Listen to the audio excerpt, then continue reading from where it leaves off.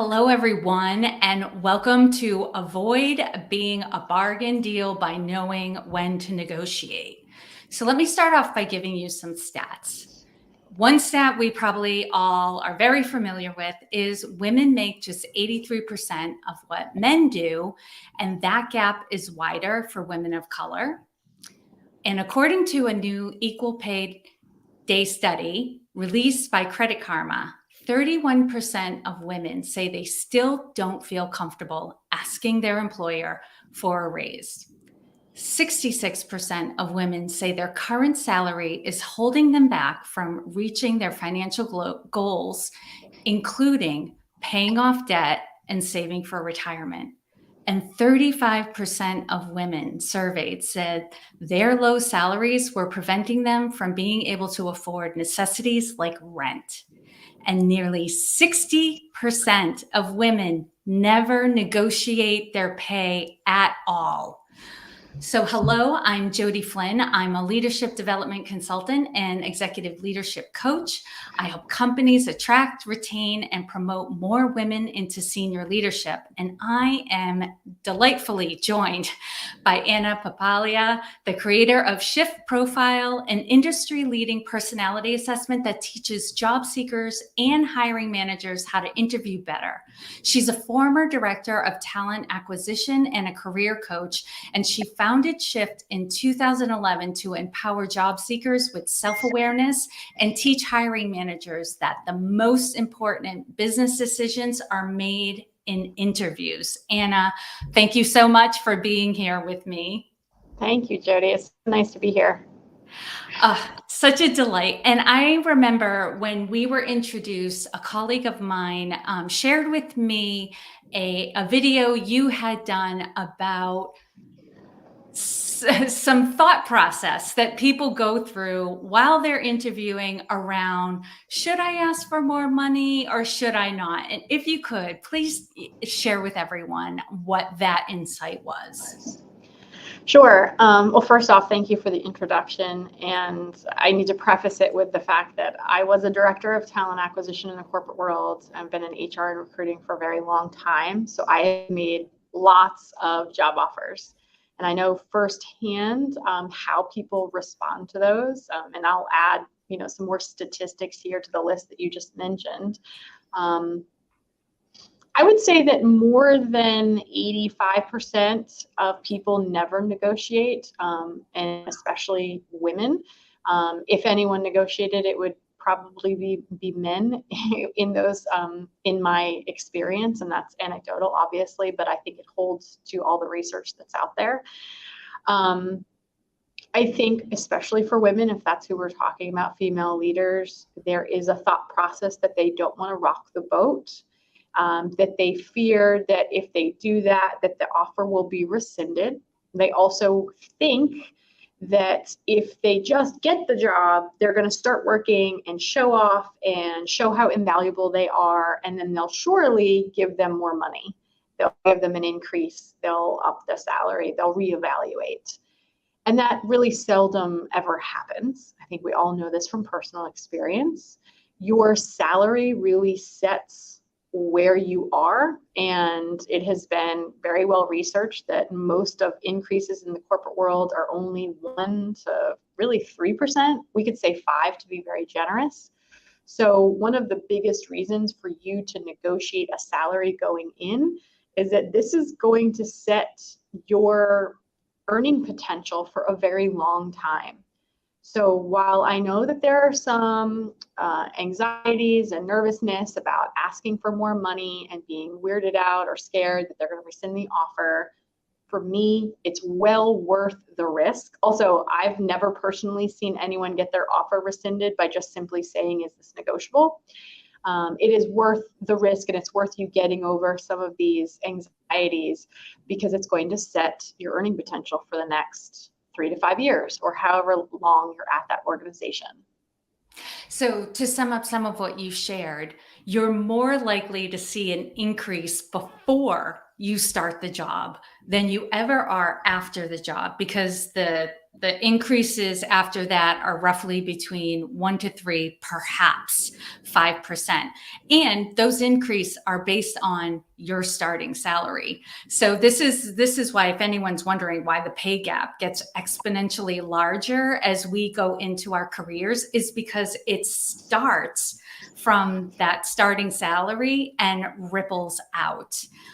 So, and this, it's There are a interesting. couple I'm sorry to interrupt. No, go ahead, Anna. There are a couple of caveats here. Obviously, one is if you get a promotion, if your job title changes, right? So what we're assuming here is if you get this job and you secure a salary and you stay in that same position for those 3 to 5 years, right? Your annual raises and bonuses and cost of living increases will be anywhere from 1 to 5%. The caveat here is if you change your job, if it's internally, you get a promotion, you get a change of responsibility, and they reevaluate your job description, that would be different. And a raise could be more than obviously 1 to 5%. But if we're just strictly talking about going into a new job and staying in that same position, yeah, it's going to, your money is going to stack up on that salary that you originally negotiated or didn't negotiate. Mm-hmm. And from your experience, it sounded like you were saying, like, people in talent acquisition, hiring managers, they're very comfortable and expect negotiation when they're giving a job offer. Absolutely. The pros for sure. I mean, if you're in HR and you're making offers, you should have been trained on how to negotiate. You should be expecting a negotiation. In fact, it's a little strange when people don't negotiate. Mm-hmm. And there are very simple and easy ways you can do that. I could walk you and your listeners through that if you think it would be helpful. Yeah, absolutely. Because one thing I also want to put out there is, if negotiation is any part of the job that you're being hired for, if you don't negotiate during the interview process and the offer, it actually lands as odd for the hiring manager. Well, especially if you're in a position of power, if you're an executive, if you're going in to manage a team, it's a little strange that you just accept a job at face value. You know, one of the rules I tell all of my clients and anyone that watches any of my TikToks is never, ever, ever accept an offer the way it is, ever. There are so many things that you can negotiate beyond salary, especially if they tell you, listen, this is our best offer. It doesn't mean you can't ask for other things. So first off, as a previous director of talent acquisition, I know how this is going to go. It's either going to come as an email or a phone call. They're going to make you the offer. And the first thing you should always say is, thank you so much. I really appreciate the offer. Gratitude, is a great place to start. And then you simply say this one thing that's very easy. And especially if you have anxiety around how to negotiate, how to begin, I'm going to make it super easy for everyone. You simply say this one thing. Thank you so much. I'm so excited about the opportunity. I just have one question. Is this negotiable?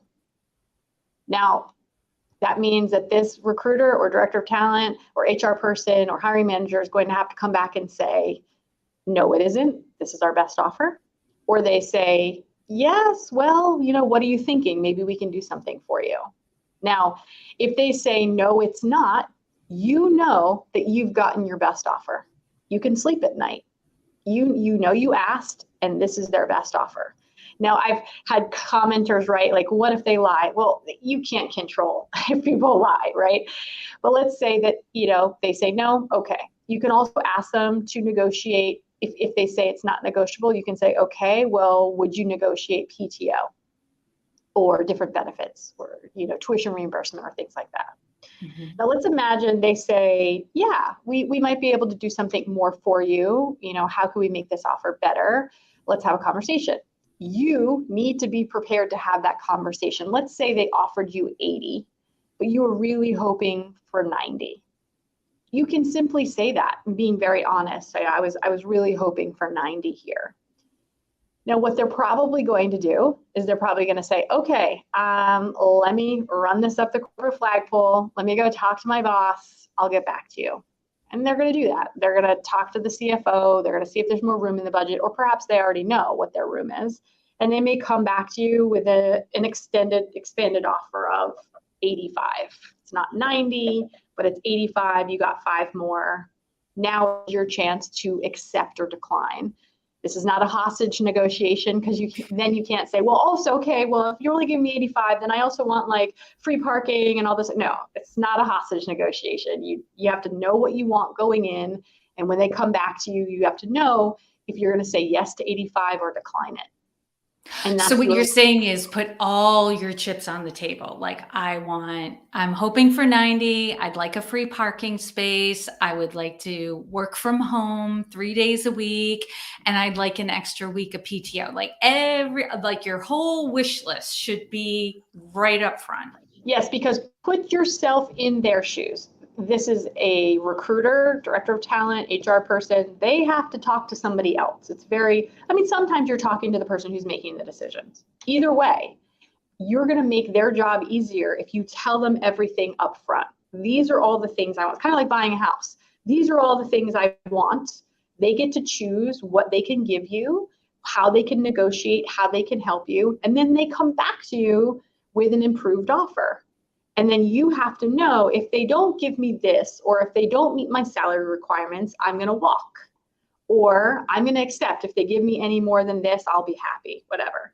Your job is to know what you want, ask for it. And if they don't give it to you, know what you're going to do.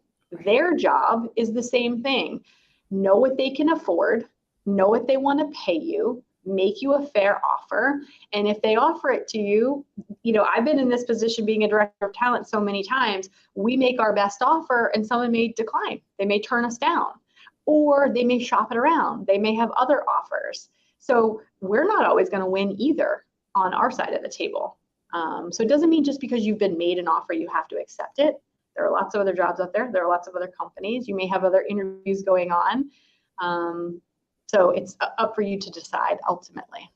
Right. And depending on who you're talking to, if it's a seasoned person, right, they do this right on the regular, that they're often hiring and doing job offers, they're not going to take it personally, right? I think sometimes as women, we worry about hurting the relationship or coming off as too greedy, or yes, exactly. Like, for those of you who can't see, Anna's shaking her head. No. Yeah, I'm going to tell you right now, it's business.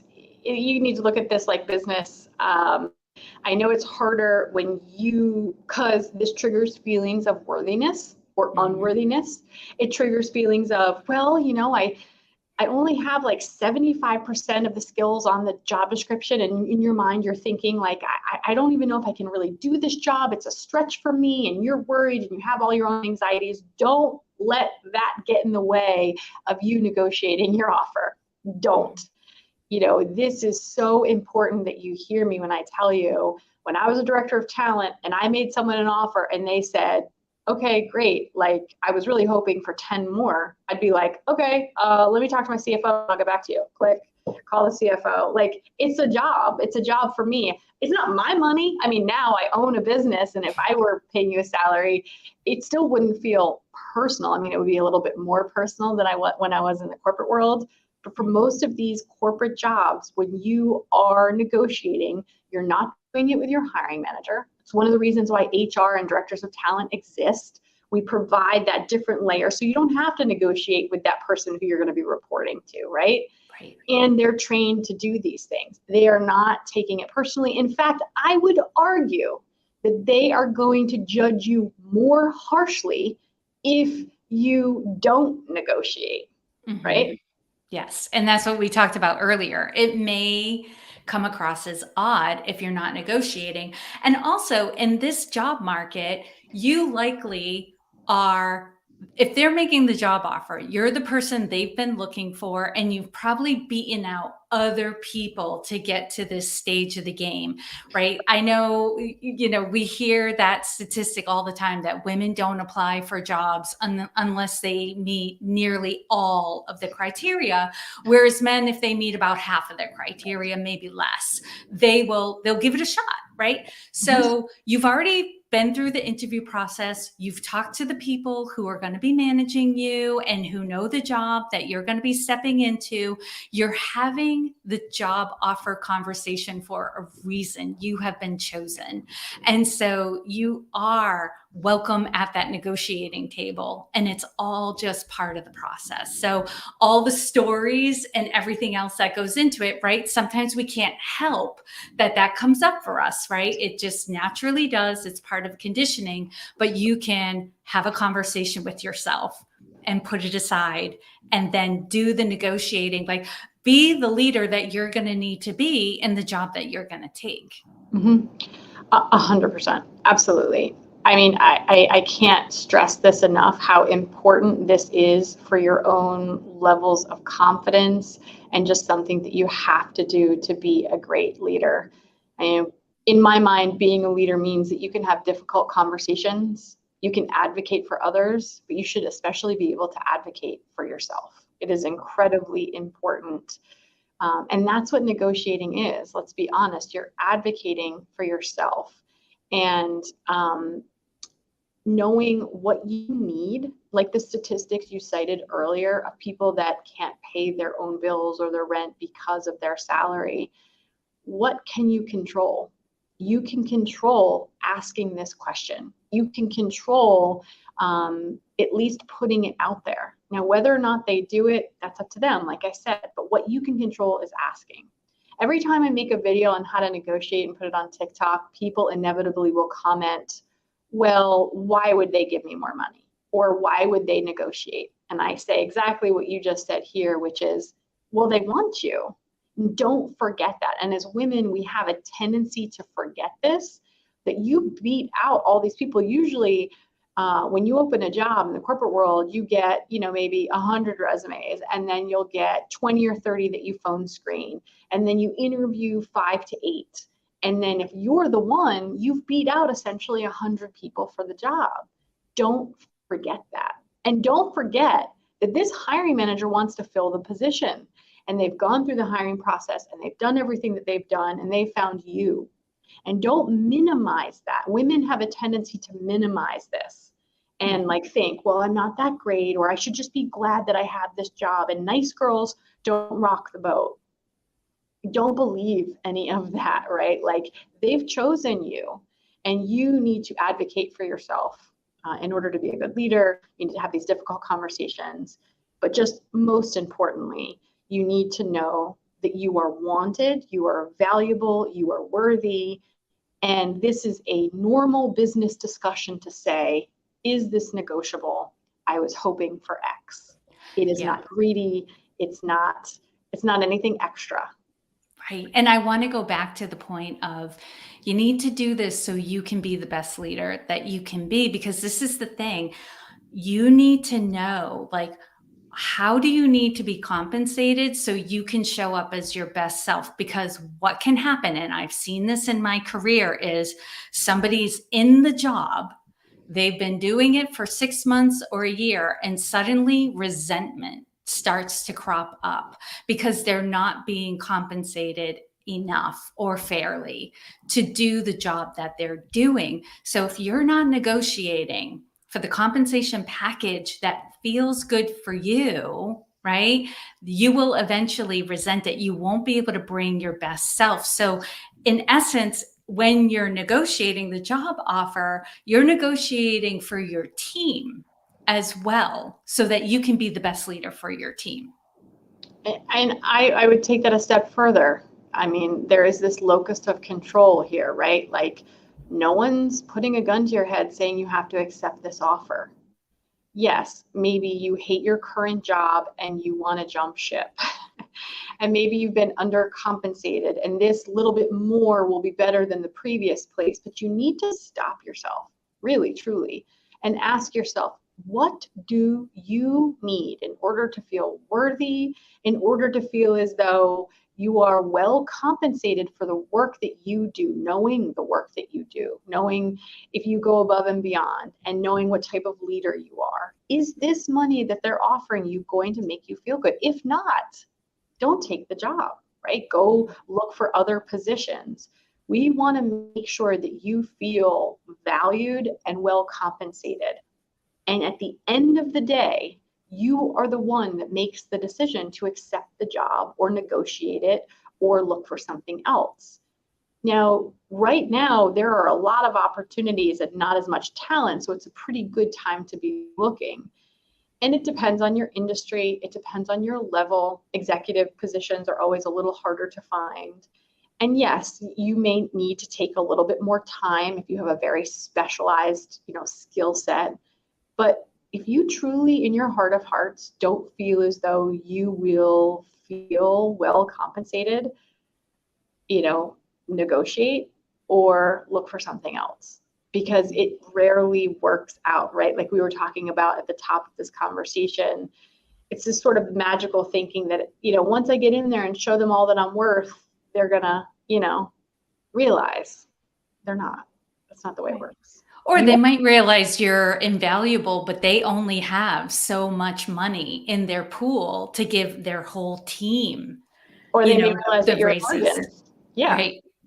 Exactly. Now, Anna, you talked about there are exceptions to the rule. There are other places on your career path where you can negotiate, typically when you're getting a promotion or a new role. Is there anything that changes in negotiation when you hit those milestones?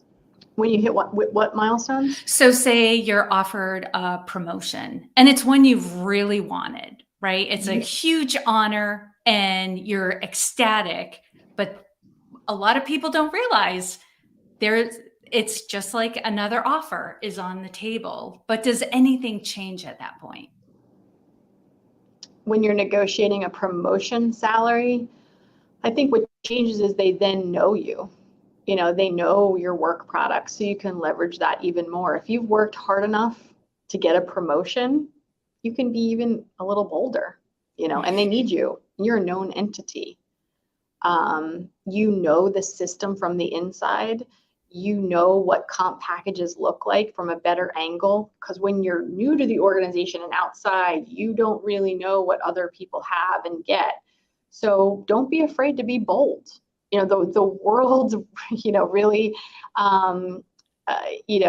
responds to bold choices and bold questions. So if you're getting a promotion and you know that the peers, that these people that will be your new peers have, unlimited PTO and a free parking space and an expense account and all these things, and it's not in your offer, ask, why isn't it? Yeah, I know that those people have that. Why wouldn't my offer reflect the same, right? Ask these questions. And if you're feeling hesitant or anxious about it, instead of saying, I want a free parking spot, I'm just using this as an example, or I want a sign-on bonus, or I want more PTO, instead you could be curious. I understand that these roles often come with X, Y, and Z. I want to make sure mine does as well. That's advocating for yourself. Right. So it sounds like you can be a little more direct. I love the 3 magic words for the job offer. Is this negotiable? But when you're a known entity, you can kind of just go in and go with the thought, this is negotiable. If other people have other things, this is negotiable. Well, they're going to probably lead with an offer, even if it's great. Let's go in that direction. What if this offer blows your mind? What if it's amazing? What if you were hoping for 100 and they offer you 150? You should still say, is this negotiable? And that's almost harder for people because they're like, but who cares? Listen to me. When I tell you this, I promise you, if someone's making you an offer, they still have money in their back pocket. Always. No one is making you an offer without having money in their back pocket. Mm-hmm. Now, in the hundreds, maybe thousands of offers that I made in the corporate world, I would say that there were a small handful of offers where I knew that the person we were recruiting, they were already at the top of our range. And I would say to them, I am making you our very best offer. I cannot go up from here. This is what it is. So they knew that I wasn't lying. I wasn't BSing. We have a salary range of 60. You're already making 57. All I can offer you is 60 right now, right? And that's for you to decide if that's what you want. But if they don't say that, if they don't give you this kind of lecture or talking to or introduction to your offer, if they don't say this is our very best offer, some companies will say we don't negotiate. Then if that's the case, obviously don't ask. But even if they make you an amazing offer, you should still say, is this negotiable? Ask for more PTO, ask for a sign-on bonus, ask for more salary. They always have more, always. Yes. And as you're saying this, what comes to mind is the book, The Big Leap by Gay Hendricks, where he talks about the upper limit problem, where we're like, oh my goodness, this is too good. I don't deserve this, or I can't live up to this. That was one of my mindset issues. Like, I can't ask for more than this because I can't deliver more than this, right? I completely attached what I perceived as my value to a number, and I didn't negotiate any higher because I was just so grateful, right? So grateful to be offered what I'm offered. But it's almost like we have to, well, one, work on our mindset issues as they're coming up, but two, just get into the practice of it, right? You can act even with your mindset issues going on. Like, God, this is such a great offer. Why would I do this? Do it anyway, is what you're recommending. Yeah, it can be both and. That's fine. You can still think, oh shit, am I really going to be good at this job? And having your own feelings of anxiety. We all do, right? That's fine. You can still feel that way and still negotiate. Don't let it get in your way of all of your future earning potential. Don't let it cap you. That moment of insecurity, don't let that paralyze you for the next few years that you're going to be at this company. It can be both and. We can, as Glennon Doyle say, we can do hard things. We can be nervous and act. We can be scared and ask. We can do all of this thing at the same time. Like, you can be bold while quivering in your boots. Yeah. No one's going to know. No one's going to know that you're nervous and your knees are shaking under the table. No one's going to know. Yeah. I can't even tell you how many stories I've heard recently of women in very powerful positions who have shared, like, people think I've got it all together. People think I'm fearless and all of that stuff. And truth be told, I have doubts every day. I stand up in front of a crowd and I wonder what I'm doing there, right? We feel those feelings and we act courageously. And Anna, before we get into the shift profile, I also want to, note that for women who are, you've already accepted the job offer, you are where you are, the salary and compensation budget is what it is. But don't forget, there are other opportunities to get more things and get more compensation, but it comes in a different direction. It could be leadership development. It could be going to conferences, things of that nature. Don't forget that in your job, you can also gain opportunities to increase your skill set and get the support that you need. So, Anna, I want to hear more about the shift profile. So if you wouldn't mind, tell us about what that is and what it does for job seekers and hiring managers. Yeah, sure. Thanks. And thanks for giving me the opportunity to speak about it. So I've been talking about previously, I was a director of talent acquisition. I spent 10 years in HR recruiting and interviewing thousands of people.